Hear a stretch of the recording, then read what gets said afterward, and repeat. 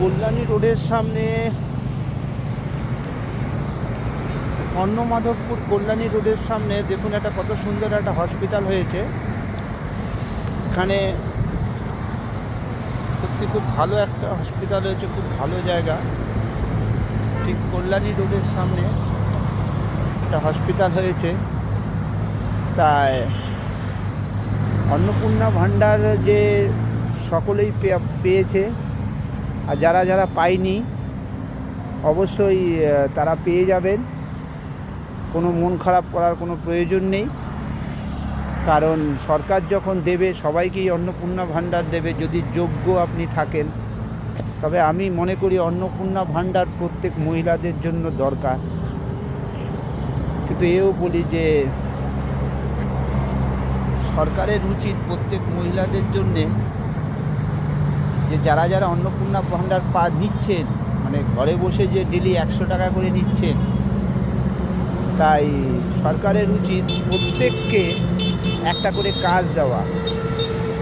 সে প্রত্যেকে না হয়, যাদের যাদের মানে মোবাইলের সম্বন্ধে অভিজ্ঞতা আছে তাদের মোবাইলে সরকারি কাজ কিছুটা তারা যেন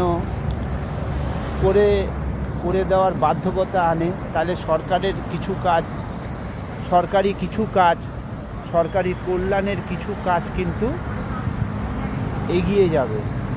তাই আমি সরকারের কাছে অনুরোধ জানাচ্ছি যে আপনার মানে যদি পারেন, যারা যারা অন্নপূর্ণা ভাণ্ডার নিচ্ছেন তারা যেন প্রত্যেককে কিছু না কিছু কাজ দেওয়া হোক। মানে সরকারি টাকা নিচ্ছেন ঘরে বসে, সেটারও ঠিক আছে, পাচ্ছেন, সেটা ভালো কথা, কিন্তু সরকারের বিশাল ক্ষতি হচ্ছে। কারণ যদি একটা শ্রেণীর যে মানুষ, মানে জনসংখ্যা, মানে যেটা 1 মিনিটে পারে আমাদের হিন্দুদের সমাজকে ধ্বংস করে দিতে, যেমন বাংলাদেশে ধ্বংস করেছে, পাকিস্তানে ধ্বংস করেছে, তারা কিন্তু যদি একটা ঘরে 4টে সন্তান থাকে তাহলে 3-4 12,000 টাকা সে পাবে।